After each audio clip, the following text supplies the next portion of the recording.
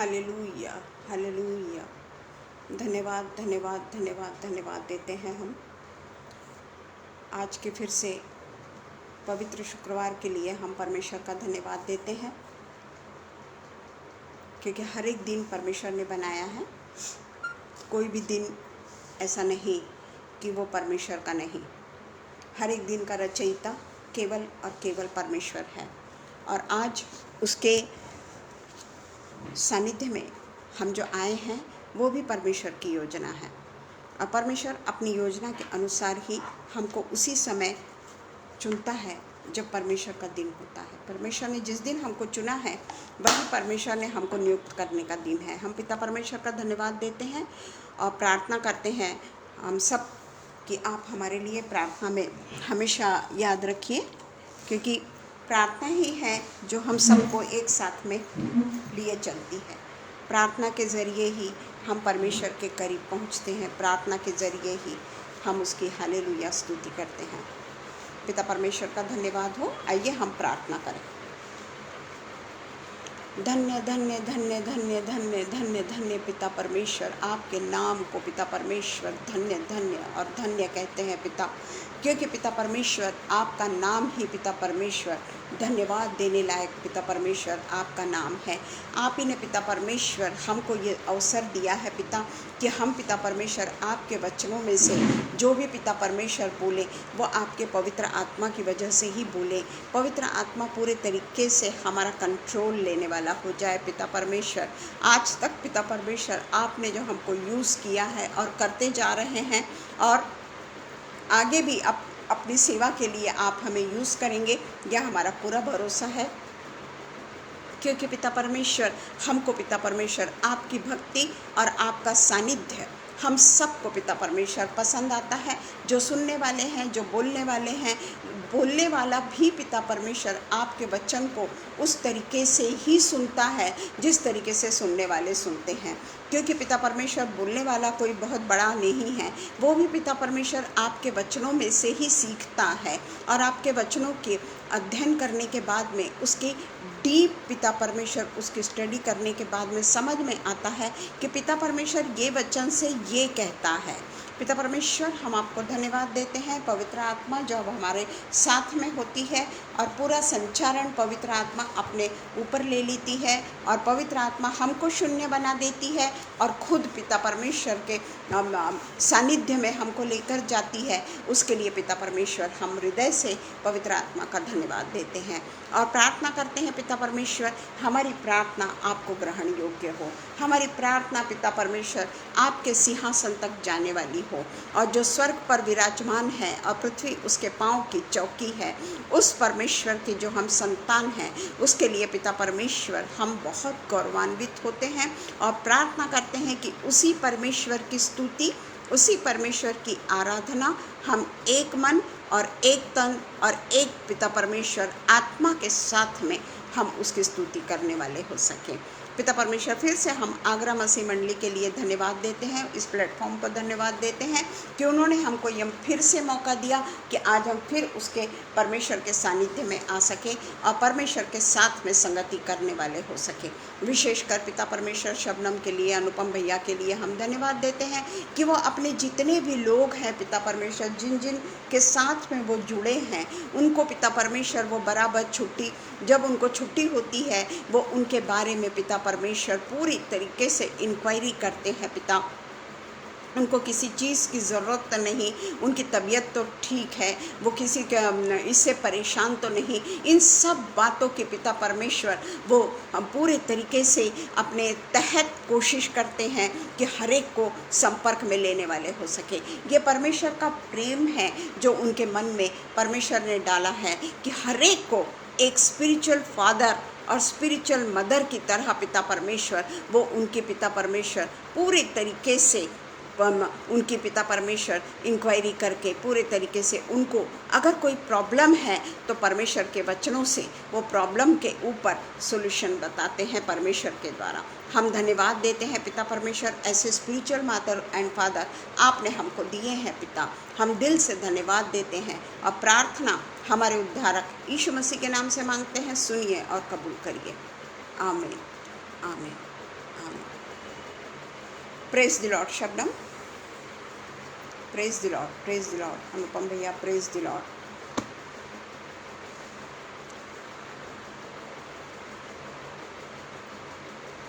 आज वचन पर शुरुआत करने के पहले मैं पिता परमेश्वर का धन्यवाद करती हूँ कि पिता परमेश्वर ने हमको ये मौका दिया है कि हम उसके नज़दीकी में फिर से आ सकें। आज हमारा जो वचन का शीर्षक है वो है the many sides of anger, the many sides of anger. इसको हम आज मत्ती 5:21 से लेके 26 तक आज हम इसके ऊपर स्टडी करेंगे। Matthew 5:21 to 26। हम देखते हैं कि हमें कई बार गुस्सा आता है। ऐसा कोई भी मनुष्य नहीं है जो कहेगा मुझे कभी भी गुस्सा नहीं आता।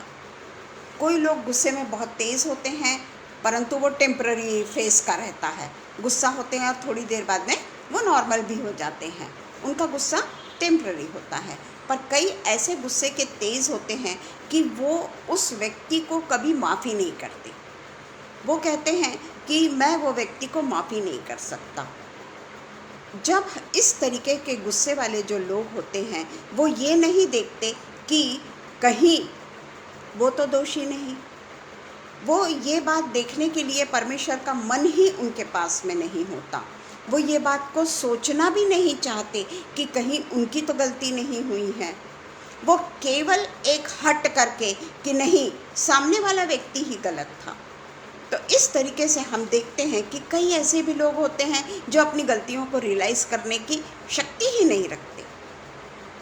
परंतु पिता परमेश्वर ने कहा है कि क्रोध को अवसर ना दो और सवेरे सूर्यास्त के पहले तुम्हारा गुस्सा ठंडा हो जाए। और कभी भी ये मत कहो कि सामने वाला गलत था। शुरुआत हमारी क्रोध की उसी से होती है कि उसने मुझको डोमिनेट किया, उसने मुझको ऐसा बोला, उसने मुझको वैसा बोला। बहुत सारे कारण क्रोध के लिए तो मुझे लगता 365 कारण भी कम पड़ जाएंगे। हर क्षण हमको क्रोध किसी न किसी व्यक्ति से आते रहता है। परंतु जो क्रोध जो आता है कुछ ही देर बाद में हम सोचते हैं कि नहीं, कहीं इसमें मेरी तो गलती नहीं है, कहीं इसमें मैं तो दोषी नहीं हूँ। उसको हम कहते हैं कि वो क्रोध जो है वो परमेश्वर के तरफ से कभी भी क्रोध नहीं आता। और जो मनुष्य परमेश्वर के नज़दीक रहता है वो थोड़ी ही देर में उसको रियलाइज़ होता है कि नहीं, परमेश्वर को क्रोध पसंद नहीं है। परंतु जो कई लोग होते हैं, the many sides of anger, कई प्रकार हैं क्रोध के। प्रेज द लॉर्ड ग्रेस दीदी, कई प्रकार है क्रोध के। कई लोग तो इतने क्रोधी हम देखते हैं कि ऐसे मुट्ठी भरी लोग हैं, पर फिर भी कई लोग इतने क्रोधी होते हैं कि उठा के वो मर्डर ही कर देते हैं या उसके लिए अवसर ढूंढते रहते हैं। सालों गुजर जाते हैं, उनको वो संधि नहीं मिलती है, कई साल गुजर जाते हैं, पर उनके मन से वो क्रोध नहीं हटता जब तक भी उसका प्रतिशोध नहीं ले लेते। फिर वो प्रतिशोध लेते हैं तो जो अपोजिट पार्टी वाली जो लोग हैं वो भी उनका कई सालों बाद में रिवेंज लेते हैं। और ये चलते ही रहता है, चलते ही रहता है। The many sides of anger. पर हम ये देखते हैं कि हमको ये जो विचार हमारे हैं, कई लोग ऐसा होता है कि मैं उसका खून कर दूंगा क्रोध में, और वो क्रोध उनका ठंडा ही नहीं होता। क्यों? क्योंकि उनके पास में परमेश्वर ही नहीं है। वो परमेश्वर को जानते ही नहीं है। उनका जीवन ही क्रोध है, उनका परमेश्वर ही क्रोध है। सच्चाई को नहीं जानते। उनको ये पता ही नहीं कि हमको सेल्फ स्टडी करना है, अपनी सेल्फ रियलाइजेशन होना हमारे लिए बहुत ज़रूरी है। इन बातों को वो अंगीकार ही नहीं करते या उनको ये बात उनको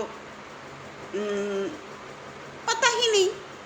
हमारा जो परमेश्वर का वचन है ना, वो हमारे दैनंदिनी जीवन की बातें करता है। हमको बहुत बड़ी ही ऊंचे टाइप की स्टडी नहीं करवाता। वो तो हमको जो समझे उस टाइप से परमेश्वर के वचन बोलते चले जाते हैं। परमेश्वर का वचन ऐसा है कि हर कोई, अगर प्रेज द लॉर्ड रोहिणी, बहुत अच्छा लगा तुमको देखकर। तो कई बार ऐसा होता है कि जब हम परमेश्वर के वचन को पढ़ते हैं ना, उसमें हम अपने आप को रखते हैं, मैं रखती हूँ अपने आप को, कि यहाँ पर मुझे कहाँ सुधरना है, यहाँ पर मैं क्या गलती कर रही हूँ, और अपने आप को मैं परमेश्वर के अधीन करती हूँ। थोड़ी देर में फिर से संसार मुझे अपने अधीन ले लेता है। मैं ये नहीं बोलती कि मैं पूरे तरीके से परमेश्वर के अधीन हो जाती हूँ, परंतु कुछ देर के बाद में संसार फिर मुझको अपने अधीन लेने की कोशिश करता है, फिर मैं परमेश्वर के अधीन हो जाती हूँ। ऐसा वो रूटीन में मेरा एक ऐसा कॉन्फ्लिक्ट बोलो या कुछ भी बोलो, एक ऐसे उतार चढ़ाव होते चले जाते हैं। कोई ये नहीं कह सकता कि मैं क्रोध नहीं करता, क्रोध तो हर एक को आता है। क्रोध करने की सीमा, क्रोध करने की सीमा, ऐसा भी न हो कि वो क्रोध हम पर हावी हो जाए, हमें परमेश्वर के वचन दिखे ही ना, हम परमेश्वर को समझे ही ना, हम परमेश्वर को पहचाने ही ना। ये मैथ्यू 5 का 21 to 26 कई बार मैंने पढ़ा, और उसको यानी इस तरीके से जैसा वचन कहता है कि उसी के अनुसार हम उसको समझते चले गए। पर जब आज मैंने बाइबल स्टडी की तो उसमें मैंने देखा कि ये प्रकार जो यहाँ पे जो लिखा हुआ है, ये एंगर के कारण हम क्या क्या कर सकते हैं, क्योंकि उसका शीर्षक ही है क्रोध और हत्या। ये मैंने ऊपर का कभी नहीं पढ़ा था, परंतु आज जब मैंने पढ़ा तो मेनी साइड्स ऑफ एंगर, ये इसके ऊपर फिर मैंने स्टडी किया। तब मैंने जाकर ये देखा कि मत्ती 5 में हम देखते हैं कि ये एक यीशु मसीह का बहुत ही प्रसिद्ध पहाड़ी वचन है। बहुत ही 5 अध्याय बहुत ही प्रसिद्ध है, बहुत ही फेमस पहाड़ी उपदेश करके इसको माना जाता है। हम देखते हैं मत्ती 5 का जो 17 से लेकर जब हम पढ़ते हैं, तो 17 से लेकर हम जब उसको 20 तक पढ़ते हैं, तो यहाँ पर हम देखते हैं कि परमेश्वर ने हमें स्वर्गीय राज्य में प्रवेश करने के लिए हमें पृथ्वी पर क्या क्या काम करना है। प्रेज द लॉर्ड अनुपम भैया, हमें क्या क्या करना है स्वर्गीय राज्य में प्रवेश करने के लिए। हमें पृथ्वी पर, ऐसा नहीं कि हम सिर्फ पृथ्वी पे हैं, परमेश्वर का नाम ले रहे हैं, परमेश्वर की विनती कर रहे हैं, परमेश्वर के वचनों को बोल रहे हैं, एक दूसरे से परमेश्वर के वचन को शेयर कर रहे हैं, इतना ही हमारे लिए काफ़ी नहीं है, बल्कि पृथ्वी पर हमको अति धार्मिक जीवन कैसे जीना है। कैसे जीना है? सिर्फ बाइबल पढ़ने से क्या हम धार्मिक जीवन जीने लग जाएंगे क्या? बाइबल तो रोज़ सब लोग पढ़ते हैं। कई लोगों का ऐसा होता है कि वो बाइबल ख़त्म करने के लिए वो हर एक दिन एक चैप्टर पढ़ते हैं ताकि पूरे बाइबल की वो स्टडी कर सके। कई लोगों का ऐसा होता है कि वो छोटे छोटे चैप्टर्स को पढ़ते हैं और उस पर वो मनन करते हैं। ऐसे हर एक की अपनी अपनी परमेश्वर के वचन को पढ़ने के लिए अपनी अपनी एक योजना होती है। उसके लिए कोई ऐसा नहीं कि पहले से लेके आखिरी तक बाइबल पढ़ रहा है तो वो अति धार्मिक है, या कोई एक वचन को लेकर उसका चिंतन कर रहा है, उसका मनन कर रहा है, उसको डीपली जाकर सोच रहा है तो वो बड़ा धार्मिक है। ऐसा नहीं है।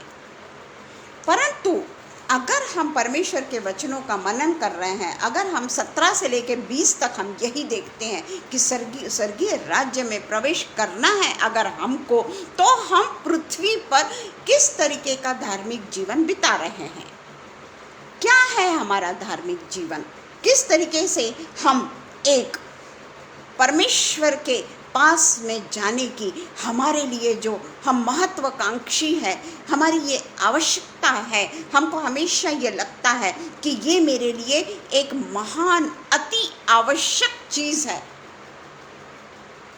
सचमुच में अति आवश्यक चीज़ है परमेश्वर के राज्य में मुझे प्रवेश मिलना, और उसके लिए मैं पृथ्वी पर ऐसे कार्य करूं कि परमेश्वर मेरे काम से खुश हो। जिस तरीके से मैं यानी ऐसा नहीं कह रही कि उन लोगों के कारण मैं, किसी किसी व्यक्ति के कारण कई बार क्या होता है कि वो वचन जो रहता है ना, वो वचन भी हमको प्रेरित करता है कि हमको भी उनके पद चिन्हों पर चलना है। जिस तरीके से बीमारों को फ़ोन करना, कोई अगर अकेले हैं उनको फ़ोन करना, ऐसा नहीं कि वो हमसे छोटे हैं या वो हमसे बड़े हैं, हो सकता हमारे और उनके बीच में काफ़ी डिस्टेंस भी नहीं होगा उम्र का, परंतु उनके मन में जो परमेश्वर ने बातें डाली वो मेरे मन में क्यों नहीं डाली, इसका हमको अपने आप को परखना है। कई ऐसे पेजेस के लोग हैं, मैं नाम पहले ले चुकी हूँ, पर ऐसे कई ऐसे पेजेस के लोग हैं जो बाकायदा अपने लोगों की, उनको जब समय मिलता है, वो जब छुट्टी पे होते हैं या उनकी छुट्टी होती है, उस समय वो अपने लोगों की चिंता की वजह से बोलिए, या उनसे एक संबंध, या वो कैसे हैं, उनकी तबीयत कैसी है, वो अकेले हैं तो क्या उनके नीड्स है, हमेशा तो नहीं कर सकते ना वो फ़ोन, वो बिज़ी होते हैं और हमेशा हम सभी लोग बिज़ी होते हैं, परंतु जब भी समय मिलता है वो अपने लोगों की चिंता करते हैं, उनको प्रार्थना, उनके लिए प्रार्थना करते हैं, उन लोगों को पूछते हैं कि आप कैसे हैं सिस्टर, आप कैसे हैं ब्रदर, है ना। और जो नीडी हैं उनकी मदद जो करते हैं, दाहिना हाथ जो करता है वो बाएं हाथ को नहीं पता चलना चाहिए। अगर हम मदद करते हैं और उसको बोलते हैं कि हमने ऐसा किया, हमने वैसा किया, तो क्या आप सोचते हैं कि हमको स्वर्गीय राज्य में प्रवेश मिलेगा? तो ये 17 से लेकर 20 तक यही बताया गया है कि हमको स्वर्गीय राज्य में कैसे प्रवेश मिलेगा। पर आज हमारा जो विषय है वो है 5 से मैथ्यू 5:21 से लेकर 26, इसको हम पढ़ेंगे। तो हर एक इसके 2-2 वचन मैं लूँगी और वर्स बाय वर्स हम देखेंगे कि परमेश्वर का वचन हमसे क्या बात करता है। तो मैंने आज ये स्टडी किया है, तो हम पहले देखते हैं 5:17 से लेकर 20 तक का हमने देख लिया, और फिर उसके बाद में हम 5:21 से आगे जो शुरुआत करते हैं, वहाँ पर हम देखते हैं कि हर जगह परमेश्वर का वचन क्या कहता है, किस बात से परमेश्वर का वचन शुरू हो रहा है। वहाँ पर हमने बहुत बार पढ़ा है ये, है ना। 5वां अध्याय तो हमने बहुत बार पढ़ा है। ज़्यादातर हम क्या करते हैं 12 और 13, 16 यहाँ तक तो हम बड़े इससे पढ़ते हैं, और आगे जब हम पढ़ते ज़रूर हैं, पर तब तक हम थोड़े से थक जाते हैं। तो इसीलिए 21 में हम देखते हैं, 21 से लेके आगे में परमेश्वर जो यीशु मसीह जो शुरुआत करते हैं, तुम सुन चुके हो। क्या बोल रहे हैं परमेश्वर? तुम सुन चुके हो, तुम्हें मालूम है, तुम जानते हो परमेश्वर का वचन क्या कहता है, ये तुम जानते हो। देखिए, और फिर भी हम नहीं करते, तो क्या हम अति धार्मिक हैं? पर यहाँ पर 5वें अध्याय के 21वें वचन से यीशु मसीह ने जो भी वचन की शुरुआत की है वो यही की है, तुम सुन चुके हो, तुम सुन चुके हो। तो यीशु मसीह कहते हैं यहाँ, जितना भी वो 21 से लेके जो 26 तक का है ना, तो पहले क्या है कि वो यहूदी कानून की शिक्षा को पहले वो अंगीकार करते हैं, उसका वो अंगीकार करते हैं, शिक्षा को स्वीकार करते हुए उसका खंडन नहीं कर रहे हैं। वो लोग कहते हैं कि पुराने नियम के नियमों का यीशु मसीह ने खंडन किया, कि ऐसा नहीं, तुम सुन चुके हो कि पुराना नियम क्या कहता है, परंतु मैं ऐसा कहता हूँ। इस तरीके से जो यहाँ पे ट्रांसलेशन है वो नहीं है वैसा। वो स्पष्ट रूप से कहते हैं कि यहूदी कानून की शिक्षा को वे स्पष्ट करते हैं, और उसके बाद में उसी से जोड़कर और भी स्पष्ट रूप से वो हम लोगों को समझाते हैं। एक वचन पुराने नियम से ले लेते हैं और उसी वचन को हमारी भाषा में वो हमको समझाने की कोशिश करते हैं, डिटेल में जाने की, विस्तृत रूप से जाने की वो कोशिश करते हैं और स्पष्ट करते हैं कि यीशु मसीह की पुराने नियम के आज्ञाओं के विरुद्ध ये है, हम ये ना समझें, बल्कि वो किस तरीके से वो जो वचन जो है, वो जो आज्ञा जो है, वो किस तरीके से पिता परमेश्वर ने जैसे कहा हत्या न करना, है ना, परंतु हम कहते हैं कि इस वचन को यीशु मसीह उसको पूरे तरीके से पूरा करते हुए उसे और भी आसानी से विस्तृत रूप से समझाते हैं, विस्तृत रूप से हमको समझाते हैं और कहते हैं कि ये जो पुरानी आज्ञाओं का पालन हमको, जो पुराने नियम में लिखा हुआ है, वो पुराने नियम की आज्ञाओं का पालन हमको पूरी परिपूर्णता के साथ में करना है। अब यहाँ पर हम देखते हैं कि मसीह के यहाँ पर 3 प्रकार के गुस्से का हम वर्णन करेंगे। 3 प्रकार के गुस्से हैं तो बहुत सारे, परंतु 3 प्रकार के जो गुस्से हैं उसके बारे में हम पूर्ण रूप से समझेंगे। गुस्सा कौन देता है? गुस्सा कौन दिलाता है? यीशु मसीह हमको गुस्सा दिलाता है क्या? पर हम यीशु मसीह से गुस्सा होते हैं ना, उसको तूने उतनी आशीषें दी, वो तो ऐसा है, उसने तो ऐसा किया, वो तो मेरे ही ऑफिस में है, मुझको मालूम है वो क्या है, पर तूने तो उसको बहुत सारी आशीषें दी, और मैं जो तेरे पीछे चलता हूँ, मैं तेरी सारी आज्ञाओं को मानता हूँ, जैसा तू बोलता है दशवांश दे, जैसा तू बोलता है क्रोध मत कर, मैं तो कुछ भी नहीं करता, पर तू तो मेरे को कुछ नहीं देता। यही तो करता है तू, यही तो करता है तू कंपेयर करता है। तुझे क्या मालूम कि परमेश्वर ने तुझे कितनी बड़ी आशीषें दी है, और उसके बाद में हम क्रोध कर बैठते हैं, उस व्यक्ति से हम घृणा करते हैं क्योंकि परमेश्वर ने उसको परिपूर्णता दी, ऐसा हमको लगता है, और हम उस व्यक्ति से घृणा करने लगते हैं। वो घृणा गुस्से में तब्दील हो जाती है, और एक दिन ऐसा हो जाता है कि वो जो शैतान है, पहला जो गुस्सा है शैतान के द्वारा आ सकता है, पहला जो एंगर है वो सैटन के द्वारा आ सकता है। इसके लिए हम पढ़ेंगे 21 और 22, 21 एंड 22। तुम सुन चुके हो कि पूर्व काल के लोगों से कहा गया था पुराने नियम में कि हत्या न करना, और जो कोई हत्या करेगा वह कचहरी में दंड के योग्य होगा।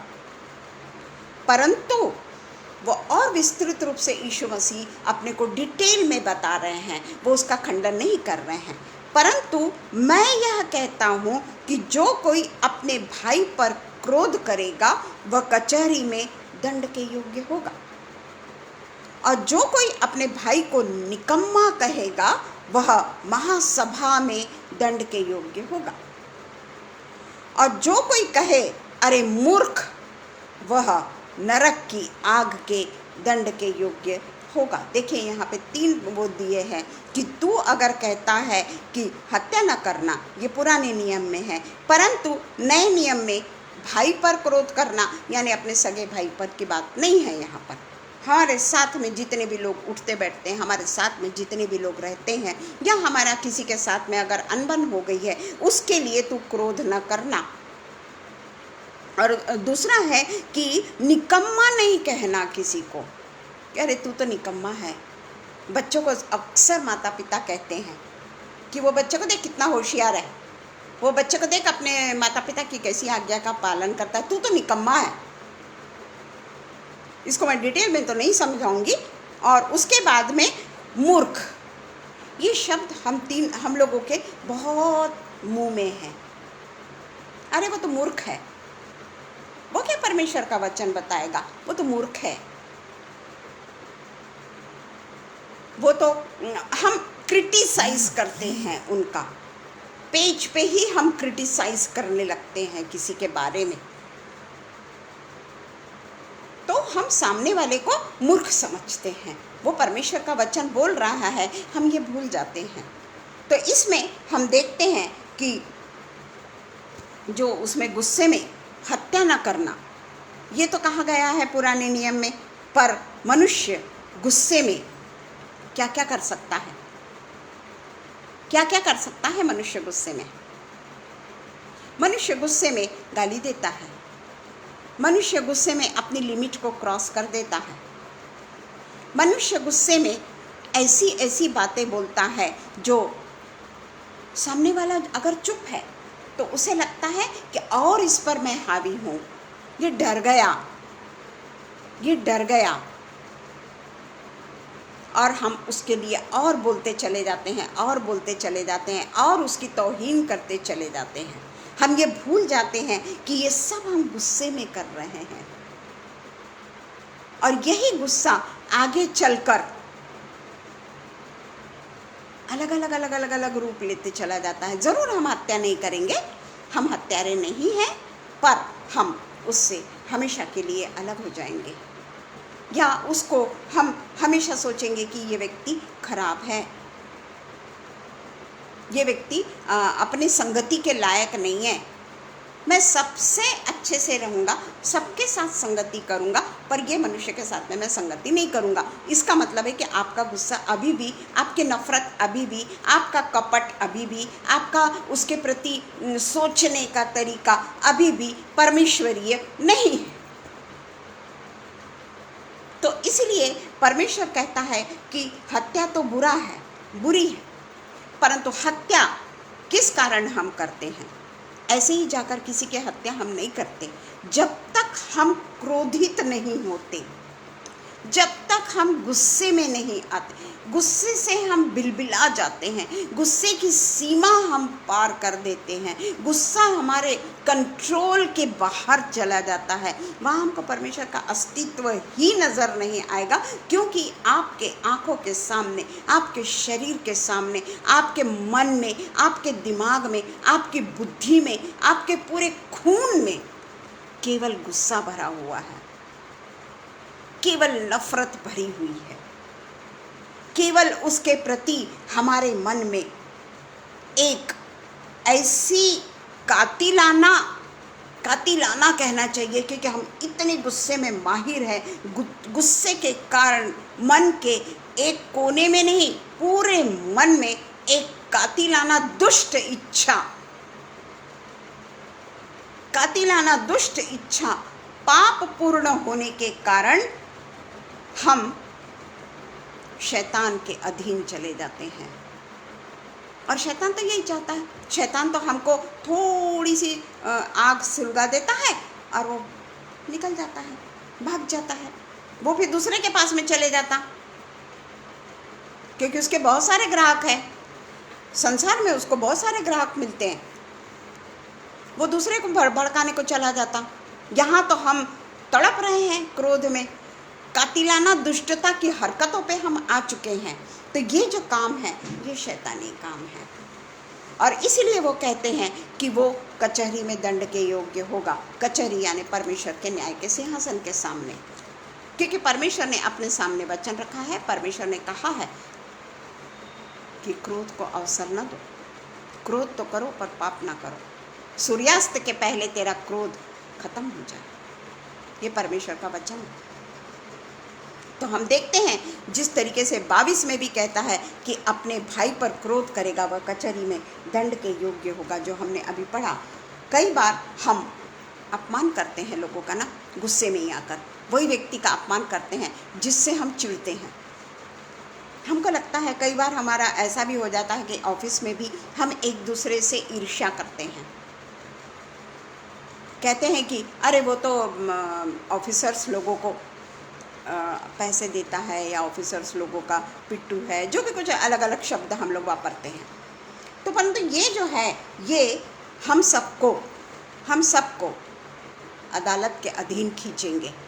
अदालत है परमेश्वर की अदालत। जगिक अदालत की बात नहीं कर रही मैं, जगिक अदालत को लोग खरीद सकते हैं, जज को आप खरीद सकते हैं, इवन आप न्याय व्यवस्था को भी खरीद सकते हैं, पर ये अदालत तो परमेश्वर की है। और वहाँ हम दंड के योग्य होंगे, क्योंकि हमारे पास में जीवित वचन होने के बाद में, जीवित खुदावंद होने के बावजूद भी हम उस बात के ऊपर तिरस्कार या उस बात पे नज़र नहीं उठाते। अभी अभी हमने 21 और 22 पढ़ा, पता नहीं 2 दिन बाद में फिर हम गुस्सा करने लग जाएं, किसी न किसी बात में हमको फिर से गुस्सा आ जाए। हम भूल जाएंगे कि पिता परमेश्वर का वचन जो हमने सुना है वो क्या था। वो हमको कचहरी में हम दंड के योग्य होंगे। उसका जो न्याय होगा, वो जब न्याय के सिंहासन पर बैठेगा, उस समय हम दंड पाएंगे। और हम जानते हैं क्या दंड पाएंगे। 2 ही दंड, 2 ही प्रकार रहेगा वहाँ पे। हमारे अपराधों के कारण जो हम यहाँ स्वर्गलोक में नहीं कर रहे हैं, पृथ्वी लोक में कर रहे हैं, स्वर्गलोक में उसका या तो हमको इनाम मिलेगा या हम दंड के योग्य होंगे, और हमेशा के लिए, अनंत काल के लिए हम दंड के योग्य होंगे। वहाँ माफ़ी नहीं, क्योंकि आपके सामने परमेश्वर का वचन है। मूर्ख कहता है, या तीसरा वाला जो मूर्ख है, वो मूर्ख कहता है कि वह जहन्नुम के अधीन, मूर्ख को हम कहते हैं कि वह जहन्नुम के अधीन धधकती आग, जिसको हेल फायर कहा जाता है। इसको मैंने पढ़ा है, ये शब्द गेहेना शब्द से लिया गया है। हेल फायर, गेहेना, ये शब्द से हेल फायर शब्द लिया गया है, जो यरूशलेम के बाहर के कूड़े को दर्शाती है। यरूशलेम के बाहर कौन सा देश है हमारा? सियोन देश हमारा है देश, रहते हैं हम परदेश। तो ये वो कूड़ा है जहाँ हम अभी परमेश्वर के अधीन में ना रहते हुए हम शैतान के अधीन में चले जाते हैं। और वो जो कूड़ा जो है, वो कूड़े को दर्शाता है जो लगातार, ऐसा नहीं है कि बुझ रहा और फिर चालू हो रहा, बुझ रहा और फिर चालू हो रहा, एक दिन बुझ गया फिर दूसरे दिन चालू, लगातार तीव्र रूप से जल रहा है। बुझता जलता नहीं, तीव्र रूप से जल रहा है। हम देखते हैं कि जब हम कचरा जलाते हैं या किसी चीज़ पर जब हम आग लगाते हैं, तो हम देखते हैं कि हम उसको पूरे तरीके से पूरा आग में पूरा लपेट देते हैं, और वह आग तो थोड़ी देर बाद में बुझ जाती है। पर जो हम ये जो काम करते हैं, लोगों को कचहरी में खींचते हैं, अपने भाई यानी सगा भाई नहीं, जो भी हम परमेश्वर के जन हैं, वो सब एक दूसरे के भाई बहन हैं। अगर उनके विरुद्ध में हम गुस्सा करते हैं, अगर उनके विरुद्ध में हम षड्यंत्र करते हैं, अगर हम उसको मूर्ख कहते हैं, अगर हम उसको कचहरी में घसीटने की बातें करते हैं और हम क्रोध करते हैं, तो ये जो है, ये सब के सब हमको हेल फायर की ओर लेके जाएगी। ऐसा कूड़ा, ऐसा कचरा जो लगातार जल रहा है, और वो भी तीव्र रूप से जल रहा है, तीव्र रूप से जल रहा है। अपने आप को क्रोध, और इसीलिए परमेश्वर कहता है अपने आप को क्रोध और अपमान के अधीन मत करो। कोई ज़रूरत नहीं है। होता है ना अपमान, ऐसा नहीं कि नहीं होता। बोलना बहुत आसान है, मैं तो बहुत इससे बोल रही हूँ, पर मैं भी मेरा अपमान नहीं सहन कर पाती। हालांकि अंश करके मैं भी बदल रही हूँ, पर अंश करके बदलना, इस उम्र में हम अंश, हालांकि अभी अपने कितने साल जिएंगे पता नहीं, पर अंश करके हम बदलते चले जा रहे हैं, क्योंकि हम तो 60 क्रॉस कर चुके ना। तो इसका मतलब ये नहीं कि हम पहले मरेंगे। कोई भी पहले परमेश्वर के पास में जा सकता है। तो परंतु हम अगर इस तरीके से निरंतर अपमान, क्रोध, लोगों के प्रति हमेशा हमारे मन में बुरी बातें, हमारे मन में हमेशा अच्छी बातें कम, और कहीं ऐसा हुआ तो वैसा हो जाएगा, कहीं वैसा हुआ तो वैसा हो जाएगा, तो हम निरंतर वो जलती हुई आग में जलते रहेंगे। कचहरी में जब हम जाएंगे ना, कचहरी में जब हमारा न्याय होगा, इसमें लिखा है कि कचहरी में तुम्हारा न्याय होगा, तो हम वो आग, यानी वो अति तीव्र और ज्वलनशील आग है, वो जो परमेश्वर से हमको दूर कर देती है। परमेश्वर से हम दूर चले जाएंगे हमेशा के लिए। आज तो हमारे पास में पवित्र बाइबल है, आज तो हमारे पास में जीवित वचन है। हम वो वचन के साथ में रह के जो वचन कहता है उसके अनुसार हम काम करें।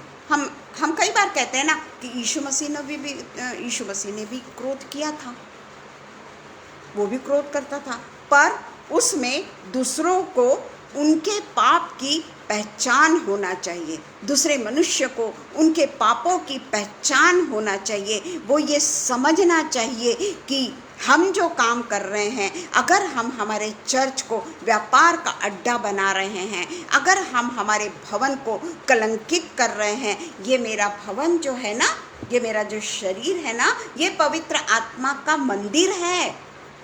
मैं अपन जो चर्च में जाते हैं वो तो बहुत दूर की बात हो गई, मेरा शरीर पवित्र आत्मा का मंदिर है। अगर मैं उसमें गुस्सा ला रही हूँ, अगर मैं उसको कलंकित कर रही हूँ, तो परमेश्वर कभी कभी क्रोध में इसलिए आएगा कि मैं पाप को पहचान तो सकूँ। क्रोध करना यानी वो मेरा मर्डर नहीं करेगा या वो मेरे से रिवेंज नहीं लेगा। गुस्सा जरूर आएगा, पर वो जो गुस्सा रहेगा वो गुस्सा वो हम लोगों के जैसा नहीं रहेगा, ताकि हम पश्चाताप करें, हम ये समझ सकें कि परमेश्वर जो हमसे गुस्सा हुआ वो हमारे पश्चाताप के लिए है। उस व्यक्ति को पवित्र पवित्र पवित्र करने की योजना परमेश्वर ने बना रखी है। वो उसका स्पिरिचुअल एंगर है। हम कह सकते हैं क्या कि नहीं, मेरा भी स्पिरिचुअल एंगर था। मनुष्य का कभी स्पिरिचुअल एंगर हो ही नहीं सकता, क्योंकि वो मनुष्य है। उसके दिलो दिमाग पर स्वार्थ, प्रतिशोध और घृणा ये भरी रहती है। पवित्र परमेश्वर जिसने क्रोध किया, यीशु मसीह ने अगर क्रोध किया, तो वो क्या प्रतिशोध लेना था उसको, कि हमको परमेश्वर की राह पे लाना था? क्या उसने हमसे घृणा किया? हम तो हमेशा ही क्रोध करते हैं, हर समय हम क्रोध करते हैं। हमारा यीशु मसीह ऐसा नहीं था कि वो हमसे हमेशा ही घृणा करेगा, हमसे हमेशा ही प्रतिशोध लेगा। पर मनुष्य के मन में हमेशा प्रतिशोध रहता है, स्वार्थी रहता है मनुष्य और पाप से भरा रहता है। वो हमेशा दूसरों के प्रति उसके मन में तिरस्कार की भावना रहती है, दूसरों के दोष वो ढूंढता है, अपने दोष नहीं ढूंढता, वो दूसरों के दोष को ढूंढता है। तो इसीलिए मेनी साइड ऑफ एंगर, अलग अलग हमने एंगर के तरीके देखे कि मनुष्य किस किस तरीके से स्वार्थी रूप से, किस किस तरीके से दूसरों को डोमिनेट करने के लिए किस तरीके से वो काम करता है, कातिलाना दुष्ट हरकतें वो करता है। तो वही इसमें बतलाया गया है कि सेकंड नंबर हम देखेंगे, क्योंकि टाइम होते चला जा रहा है, फिर हम कंप्लीट नहीं कर पाते। Anger can be reconciled, anger can be reconciled. क्रोध को हम कैसे शांत करें? क्रोध शांत हो सकता है अगर हमारा क्रोध शारीरिक नहीं है, स्पिरिचुअल है, आत्मिक क्रोध है। मालूम नहीं आता कि नहीं हमको आत्मिक क्रोध। हम पढ़ेंगे 23 और 24। इसलिए यदि तो अपनी भेंट वेदी पर लाए और वहाँ तो स्मरण करे कि तेरे भाई के मन में तेरे लिए कुछ विरोध है, भाई यानी मेरा सगा भाई नहीं, तो अपनी भेंट वही वेदी के सामने छोड़ दे और जाकर पहले अपने भाई से मेल मिलाप कर और तब आकर अपनी भेंट चढ़ा। जब तक तू अपने मुद्दई के साथ मार्ग में है, उससे झटपट मेल मिलाप कर ले। कहीं ऐसा ना हो कि मुद्दई तुझे हाकिम को सौंपे और हाकिम तुझे सिपाही को सौंप दे और तू बंदी गृह में डाल दिया जाए। इसमें हम देखते हैं कि अपने भाई बहन ये सब मिलकर जो भी कोई यहाँ पर भाई, जो भी हमारा सगे भाई के बारे में नहीं लिखा है, परमेश्वर में अगर हमारा कोई लोग है वो हम एक दूसरे के भाई बहन हैं। पिता परमेश्वर के संतान हैं, यानी हम एक दूसरे के भाई बहन हैं। पिता परमेश्वर की संपत्ति के अधिकारी हैं, यानी हम भाई बहन हैं। पिता परमेश्वर की चलती फिरती हम पत्री हैं, यानी हम सब भाई बहन हैं। तो उसी के लिए लिखा है कि इस मसले को, जो अगर समझ जाओ हमारे बीच में कोई क्लैशेस आ गए हैं, हमारे बीच में कुछ दुष्टता आ गई है, तो पहले हम परमेश्वर के भवन में जाने के पहले हम ये तो देख लें कि हमारा मन कितना शुद्ध है।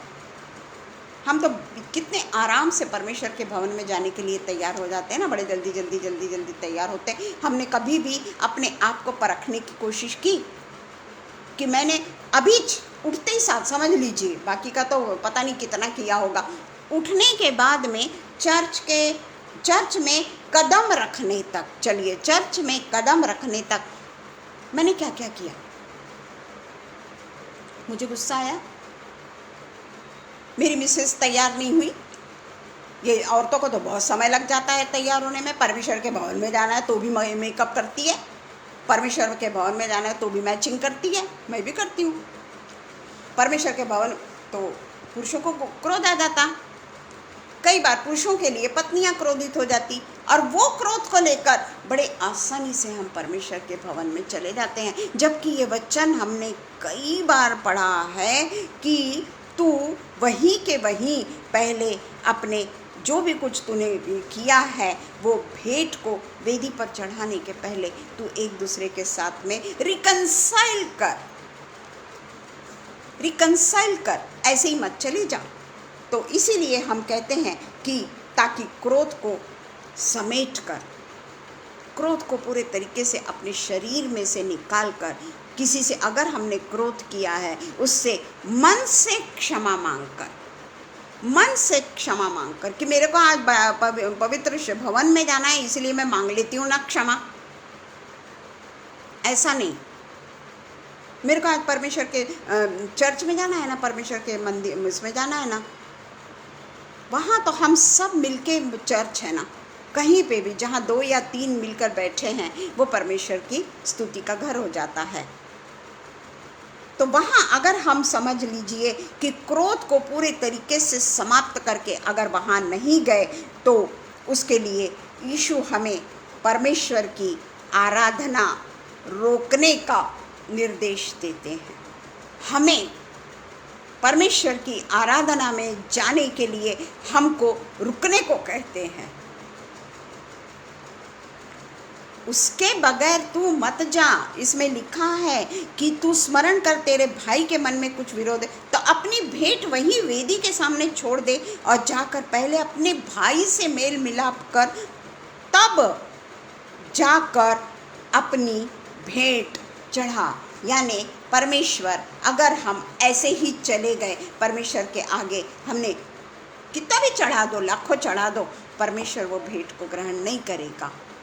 स्पष्ट है कि पहले तू जाकर अपने साथ में जिससे भी तेरा मतभेद हो गया है उससे तू समेट तो कर ले, उसके साथ में मन के तह से, मन के कोने से उसके साथ में रिकंसाइल कर, और तब जाकर, नहीं तो हमको परमेश्वर का आराधना रोकने का परमेश्वर निर्देश देते हैं।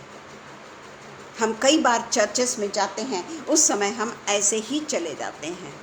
हम कभी हमने अपने परमेश्वर ने दिए हुए हृदय को जांचा है कि वो हृदय में मैं क्या क्या लेकर जा रही हूँ, वो हृदय में मैं किस तरीके का कपट लेकर जा रही हूँ, वो हृदय में मैं, कई बार हम बच्चों से भी परेशान हो जाते, बच्चे जल्दी तैयार नहीं होते, नाश्ता नहीं करते बच्चे जल्दी, उसके कारण लेट हो जाते हैं, क्योंकि बच्चों को नाश्ता कराना ज़रूरी है ना, तो बच्चे को तो भूख लगती।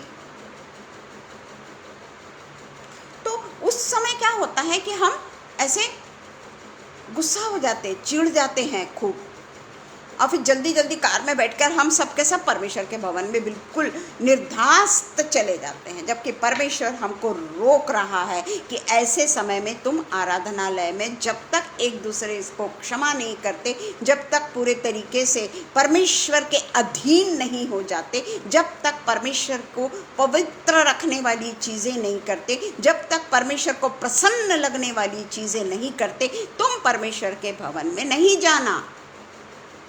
अपनी वेदी के बाहर ही तो अपनी भेंट को रख दे, ये वचन है परमेश्वर का। हम उसको कितने इससे लेते हैं, कितना उसके बारे में सोचते हैं। यहाँ सब हम एक दूसरे को जानते हैं, एक दूसरे को जानने के बदले हम अपने आप को जानते हैं। यहाँ परमेश्वर ये नहीं कह रहे हैं कि कोई गलत है या कोई सही है, ये नहीं कह रहा वो। यहाँ पे ऐसा कहीं लिखा है कि जो गलत है वो अपने भाई को जाकर माफ़ी मांगे, और जो सही है वो कहे कि अच्छा हुआ तूने मेरे से माफ़ी मांग लिया। ऐसा नहीं कह रहे परमेश्वर। कोई किसी को परमेश्वर ये नहीं बोल रहे कि कोई गलत है या कोई सही है। वो तो कहते हैं कि अगर तेरा कुछ विरोध है तेरे भाई के मन में, तेरे मन में भाई के लिए कुछ अगर विरोध है, तो पहले तू उससे क्षमा मांग, पहले अपने मतभेद को तू दूर कर।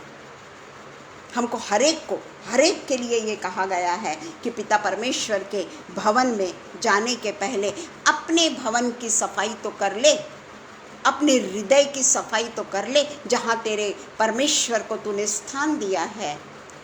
हृदय में तूने अपने परमेश्वर को बचाया है। क्या वो गंदी जगह में परमेश्वर है? पवित्र आत्मा का मंदिर वो हमारा हृदय हो सकता है जहाँ कपट है, छोटा सा बैर है, छोटी सी दुष्कामना है, छोटी सी, मैं तो यहाँ छोटी सी बोल रही हूँ, कभी नहीं हो सकता। इसलिए परमेश्वर कहता है कि हम जब पाप से अलग किए हैं, हमको परमेश्वर ने पाप से अलग किया है, और हमको अब अधार्मिक हम नहीं गिने जाते। और कोई भी अगर हमको अधार्मिक बोल देगा ना, हमको बड़ा गुस्सा आएगा। तेरे को मालूम है क्या, हर संडे मैं चर्च जाती हूँ, हर संडे बिना नागा किए।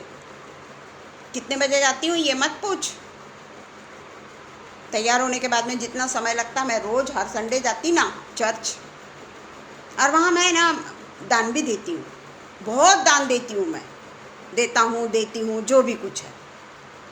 पर मेरा मन मैला लेकर मैं जाती हूँ, मेरे कपट के साथ में मैं जा रही हूँ। इसलिए परमेश्वर हमारी प्रार्थनाएं अटक जाती है, हमारी प्रार्थनाओं का उत्तर हमको नहीं मिलता, और हम भी नहीं समझ पाते कि ऐसा क्यों। कहीं तो भी मेरे ही शरीर में, मेरे ही हृदय में कहीं तो भी बहुत बड़ा स्पीड ब्रेकर है,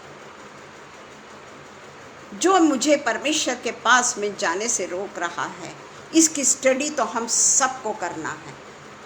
परमेश्वर किसी के भेंट का भूखा नहीं है, उसको तो पवित्र पवित्र हृदय चाहिए। आपका ऐसा मन चाहिए जिसमें कहीं कपट ना हो, कहीं बैर ना हो, कहीं कोई किसी के प्रति नफरत ना हो। वो चाहे हमसे नफरत करे, पर हमको नफरत नहीं करना। हमने क्या किया किसी के लिए? कोई अगर भूखा है, कोई अगर नंगा है, कोई अगर किसी चीज़ की किसी को इच्छा है, हमने क्या किया? ये चर्च में हम गवाही के रूप में ना बताएं, मैंने ऐसा ऐसा किया, तो तू प्रतिफल पा चुका।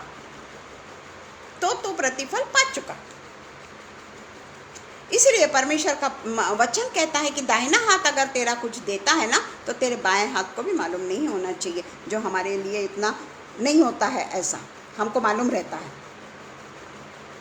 तो हम जो पवित्र किए गए हैं परमेश्वर के लिए, जो हमारी आत्मा को परमेश्वर ने चुना हुआ है, उसको हम अधार्मिकता को उसके ऊपर लादे नहीं, ज़बरदस्ती उसको हम एंटरटेन ना करें।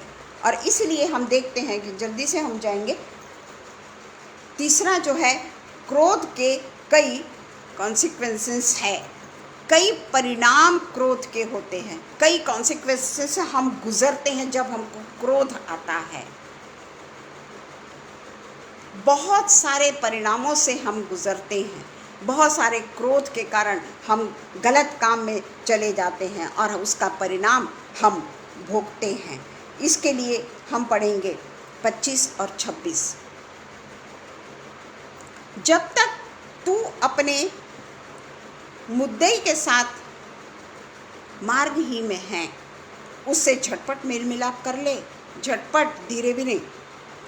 कहीं ऐसा न हो कि मुद्दई तुझे हाकिम को सौंपे और हाकिम तुझे सिपाही को सौंप दे, तू बंदी गृह में डाल दिया जाए। 26वां वचन कहता है, मैं तुझसे सच सच कहता हूँ, जब तक तू कौड़ी कौड़ी ना भर दे, तब तक वहाँ से छूटने ना पाएगा। जब तक तू कौड़ी कौड़ी ना भर दे, वहाँ से तू छूटने ना पाएगा। तो इसीलिए जितने भी कॉन्सिक्वेंसेस, जितने भी हमारे सामने हैं, उसको हम सोचें, उसके बारे में हम विचार करें कि क्या पिता परमेश्वर ने हमको सचमुच में इसीलिए चुना है कि हम परमेश्वर के पास में जाएं, ये सोचकर कि परमेश्वर तो प्रेम करता है। परमेश्वर ने तो कहा है कि तू अनुग्रह के काल में है, मैं तेरे सब पापों को क्षमा करूंगा। पर परमेश्वर ने ये सब भी तो कहा है, फिर ये क्यों कहा है? क्योंकि हम जानबूझ के पाप करते हैं ना, मानते हैं, सब समझते हैं, सब जानते हैं कि हाकिम क्या है, हम अच्छी तरीके से जानते हैं, फिर भी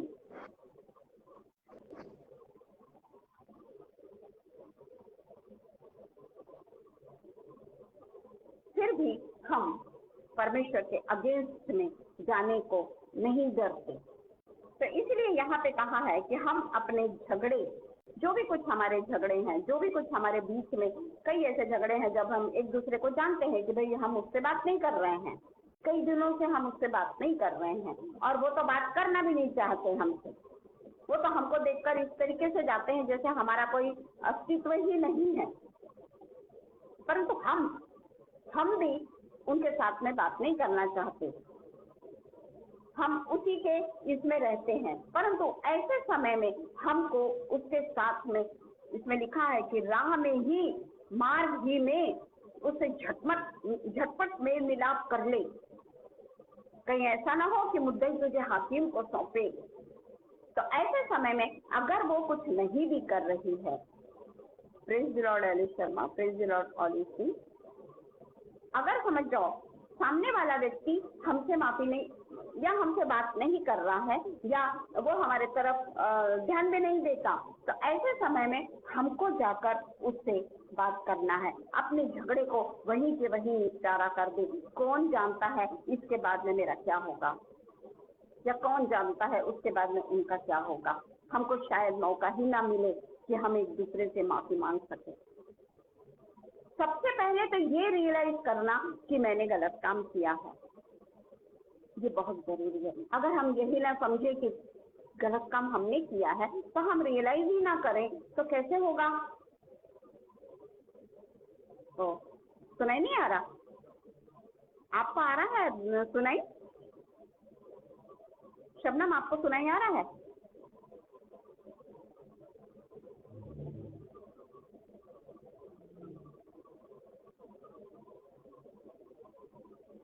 ओके, देखिए रोहिणी, तो हम देखते हैं कि हमने जाकर सबसे पहले, चाहे वो राह में मिले, चाहे वो कहीं पे भी मिले, हमने उसके साथ में मतभेद अपने दूर करना है।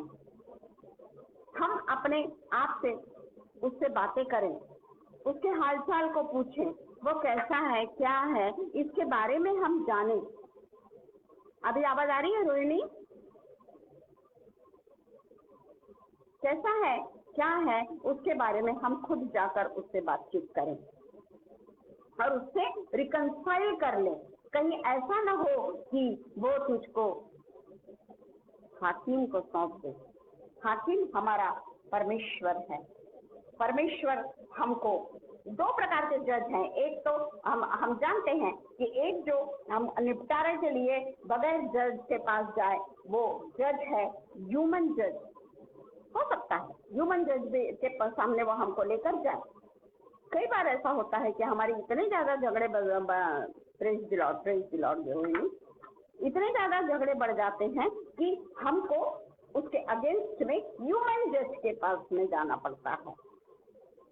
तो परमेश्वर का वचन यही कहता है कि बेहतर है कि तुम एक दूसरे के साथ में मार्ग ही में उसको पूरे तरीके से सॉल्व करो वो प्रॉब्लम को, क्योंकि यहाँ पे ह्यूमन जज के पास में आपको हो सकता है न्याय ना मिले, हो सकता है कि किसी तरीके से वो बिक जाए, या हो सकता है कि वो किसी तरीके से गलत जजमेंट दे दे। परंतु जब हम हमारे स्पिरिचुअल जज के पास जाएंगे, तब जब हम पवित्र जज के सामने खड़े होंगे, तब क्या होगा?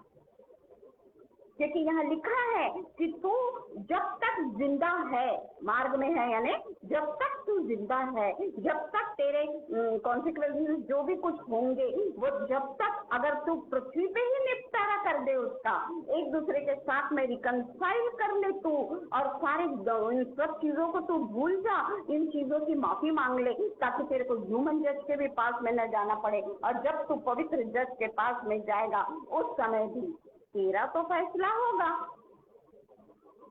ह्यूमन जज तेरे विरुद्ध में जरूर चला जाए, वो अलग तरीके से न्याय दे दे, परंतु आत्मिक जज जो है ना वो ऐसा काम नहीं करेगा, वहां तो न्याय होगा।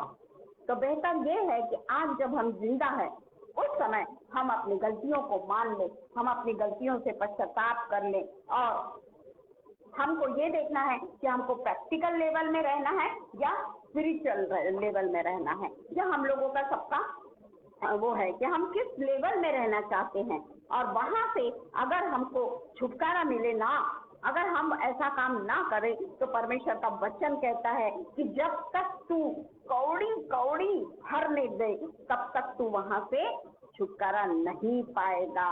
ये हमारे परिवार के संबंध में भी काम करता है। पारिवारिक हमारा मतभेद, पति पत्नी का मतभेद, माता पिता का मतभेद, बच्चों के साथ में मतभेद, घर में बहुत अलग अलग किस्म के मतभेद, ये हमारी चर्च यानी हम सबका एक परिवार, यानी क्या बोलते हैं बिलीवर्स लोगों का ग्रुप, वो भी एक परिवार है। उसमें भी हम इससे नहीं बात करते, उससे नहीं बात करते। वो अपने आप को बहुत धार्मिक समझती, वो ढूंढती है, वो तो इस चर्च में बोलती, वो तो हमारे चर्च को छोड़ के दूसरे चर्च में बोलती। चर्च यानी क्या? हमको परिभाषा ही मालूम है, फिर भी नहीं वो तो पेंटिकॉस्टल फेलोशिप में जाती, नहीं वो तो यानी एक प्रकार से हम बंटवारा करना चाहते हैं। तो पिता परमेश्वर का वचन कहता है कि हर काम दया से और प्रेम से करें, उसको अलग स्तर पर मत लेकर जाएं। एक स्पिरिचुअल जज के हवाले हम अपने आप को ना करें। ये केवल हम ह्यूमन बीइंग जब पृथ्वी पर होता है उसी समय हमको इस पर ओवरकम करना है ये सब बातों पे, ताकि हम ये ना डरे कि जब मैं परमेश्वर के पास में जाऊंगा उस समय कैसा, मैं परमेश्वर के पास में जाऊंगा, क्या परमेश्वर मुझे ग्रहण करेगा या नहीं करेगा। अगर वो स्पिरिचुअल जज अगर है और अगर हमने गलत किया है वो हमें ग्रहण नहीं करेगा। इसलिए जो परमेश्वर यहाँ कहता है, परमेश्वर ने हमारे क्रोध की तुलना पाप से की है।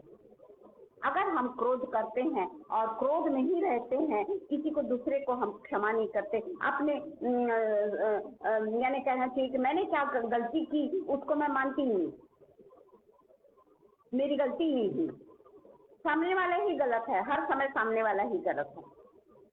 तो उसके लिए हमको परमेश्वर के वचन ये जो अभी हमने 21 से लेकर 26 तक पढ़ा है, वो ही अगर हम अपने इसमें पूरे तरीके से लागू कर लें तो हम परमेश्वर के वचन के द्वारा पवित्र हो जाएंगे।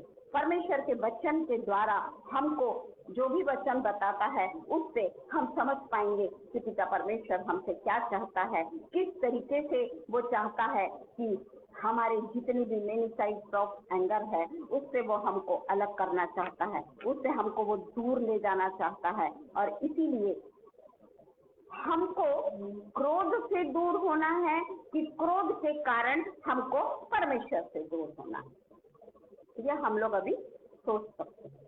हमें क्रोध से दूर होना है या हमको क्रोध को अपने साथ में रखकर हमारे पिता परमेश्वर से दूर होना है। यह अपना अपना व्यक्तिगत वो है, पर मुझे नहीं लगता कि परमेश्वर के वचन को पढ़ने वाले लोग, परमेश्वर के बेटे और बेटियां कभी भी ये नहीं चाहेंगे कि हम परमेश्वर से अलगाव हो जाए, हम स्पिरिचुअल जज के हाथों में पड़ जाए, कोई नहीं चाहेगा। इसलिए परमेश्वर का वचन जैसा कहता है, परमेश्वर का वचन जैसा हमको समझाता है, अपने क्रोध को बाजू में रखिए, अपने अहम को बाजू में रखिए, मैंपन को बाजू में रखिए और मैंने क्या किया इसकी ढिंढोरा मत पीटिए।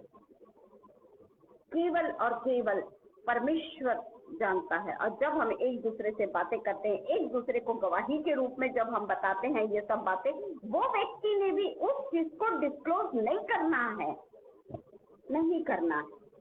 क्योंकि वो दूसरे व्यक्ति ने उसके ऊपर भरोसा रख के उसको बताया है, इसलिए दूसरे व्यक्ति ने भी उसको डिस्क्लोज नहीं करना। पिता परमेश्वर का धन्यवाद हो सब बातों के लिए, आज की पवित्र पवित्र संध्या काल के लिए। आइए हम प्रार्थना करें। धन्यवाद हो पिता, धन्यवाद हो पिता, धन्यवाद धन्यवाद धन्यवाद धन्यवाद धन्यवाद धन्यवाद देते हैं। ये पवित्र वचन पिता परमेश्वर जिस तरीके से पिता परमेश्वर अलग तरीके से बातें करता है, हम आपको बहुत बहुत धन्यवाद करते हैं पिता परमेश्वर। ये पवित्र पवित्र आत्मा है पिता परमेश्वर, जो कहीं ना कहीं से हमको पिता परमेश्वर ये वचन के बारे में समझाने की कोशिश करता है, उसको बहुत ही डिटेल में हमको बताने की कोशिश करता है कि हमारे जीवन में हमको क्या करना है। हम केवल और केवल यही देखते रहते हैं कि वो गलत है, ये गलत है, मैं पूरे तरीके से ठीक हूँ, मैं पूरे तरीके से राइट हूँ। तो हम पिता परमेश्वर किस तरीके से अपने आप को बदलेंगे, क्योंकि हम समझते ही नहीं कि हमने कहीं गलती की है। मनुष्य तो गलती करता है पिता परमेश्वर, क्योंकि आप ही का वचन कहता है हर कोई पापी है, हर किसी ने पाप किया। पर जब हमने परमेश्वर को ग्रहण कर लिया और परमेश्वर को मान लिया, परमेश्वर के अंगीकार कर लिया, तो पाप का हम पर अधिकार नहीं, हम पाप के अधीन नहीं। और इसलिए पिता परमेश्वर ये छोटा सा क्रोध, हम सोचते हैं कि बहुत छोटा है, पर ये क्रोध पिता परमेश्वर जान भी ले सकता है, मर्डर भी कर सकता है। इसलिए पिता परमेश्वर, हम जो पिता परमेश्वर वैयक्तिक रूप से किसी का मर्डर नहीं करते, पर हमारी सोच, हमारे विचार हमको परमेश्वर से अलग ले जाते हैं, परमेश्वर से हम अलहिदा हो जाते हैं, परमेश्वर से हम दूर हो जाते हैं, परमेश्वर के नियमों का हम हत्या करते हैं, परमेश्वर के नियमों को हम आसानी से खून कर देते हैं। परमेश्वर जिसने हमारे लिए, यीशु मसीह ने एक एक कतरा खून का बहाया, उसके खून पर, उसके पवित्र लहू को हम अपने पांव से कुचल डालते हैं। ये भी हत्या है, ये भी एक स्पिरिचुअल मर्डर है। ये बहुत ही कठिन है, बहुत ही कठिन है हमको अनंत जीवन में प्रवेश करना। और इसलिए पिता परमेश्वर हमें अपने पवित्र आत्मा से हमेशा पिता परमेश्वर घेर के रखिए, और होने दीजिए पिता कि हम जो भी कुछ गलती करें वो फिर से पिता परमेश्वर उसको दोहराने वाले ना हो। हमें पिता परमेश्वर आपने समझने की शक्ति दी है कि हमने ऐसे काम को नहीं करना है। आपने हमको पाप से अलग किया है। आप हमारे लिए चोर की नाई नहीं आएंगे, क्योंकि पिता परमेश्वर हम आपकी संतान हैं। हम आपके पास में पूरे तरीके से जानते हैं कि परमेश्वर का वचन हमारे लिए अंतिम समय के बारे में क्या कहता है, उससे हम अनभिज्ञ नहीं हैं। और इसलिए जो अनभिज्ञ नहीं है उसके ऊपर ज्यादा रिस्पॉन्सिबिलिटी है। कहीं आप ये ना कहे कि ना ही तो तू ठंडा है और ना ही तो गर्म है, मैं तुझे अपने मुंह से उगलने पर ही पिता परमेश्वर ये वचन हमको हमेशा याद रहे, और पिता परमेश्वर केवल याद न रहे बल्कि हम उसके अनुसार अपने जीवन को मोड़ने वाले हो सके। पिता परमेश्वर, आज की रात के लिए हम आपको धन्यवाद देते हैं। आगरा मसीह मंडली के प्रेस के लिए हम आपको धन्यवाद देते हैं, जहां पवित्र आत्मा के द्वारा हम एक दूसरे की संगति को पाते हैं, पवित्र आत्मा के द्वारा एनकरेज होते हैं, एक दूसरे के एनकरेजिंग वर्ड को देखकर हम खुद एनकरेज होते हैं, क्योंकि वो एनकरेजिंग वर्ड भी पिता परमेश्वर के पवित्र आत्मा से आता है। और इसलिए वो पवित्र आत्मा का वचन जब लोग शेयर करते हैं, उससे हम भी पवित्र आत्मा में और भी ज्यादा पारंगत होते चले जाते हैं, वृद्धिंगत होते चले जाते हैं और भरते चले जाते हैं। उसके लिए हम आपका बहुत बहुत धन्यवाद देते हैं। और जो भी पिता परमेश्वर यहाँ पर उपस्थित लोगों को आपने अपने पवित्र आत्मा से नवाजा है पिता, और इसीलिए तो वो सारे काम धाम को छोड़कर पिता परमेश्वर आपके शरण में आए हैं, आपके नजदीकी में आए हैं, आपके पवित्र बंधन में बंधे हुए हैं। इन सबको पिता परमेश्वर आपने आशीषों की डोर में बांध के रखा है। एक दूसरे को हमने नहीं देखा, एक दूसरे को हम नहीं जानते, पर पवित्र प्यार से हम एक दूसरे के साथ में बंधे हुए हैं, पवित्र आत्मा से हम एक दूसरे के साथ में बंधे हुए हैं, और पवित्र मेल मिलाप जो ये हम लोगों का रहता है कि हम एक दूसरे की बात जोड़ते हैं। कोई अगर हमें नहीं दिखता है तो हम देखते हैं कि वो व्यक्ति आज क्यों नहीं दिख रहा है, क्योंकि ये पवित्र आत्मा की ललकार है, पवित्र आत्मा की हमारी एक दूसरे के प्रति भावना है कि हम उनको परमेश्वर के दास और दासी समझ के खोजते हैं। पिता परमेश्वर, हम आपको धन्यवाद देते हैं, ये पिता परमेश्वर एकता के लिए, ये प्रेम के लिए जो पिता परमेश्वर ये हम प्लेटफॉर्म से सीखते हैं पिता परमेश्वर, और ये प्लेटफॉर्म हमको एक दूसरे से जोड़ता है पिता। ये सच में पिता परमेश्वर ये पवित्र आत्मा का ही कार्य है, उसके लिए हम आपको धन्यवाद देते हैं। और आज की संध्या का आज पिता परमेश्वर हम अनुपम भैया और पिता परमेश्वर शबनम को पिता परमेश्वर आपकी आशीषें उनके जीवन पर मांग लेते हैं, और सारी विनती यीशु मसीह के नाम से मांगते हैं। सुनिए और कबूल करिए। आमीन आमीन। गॉड ब्लेस यू एवरीवन, जितने भी वहाँ पर उपस्थित हैं सबको God bless you, praise the Lord.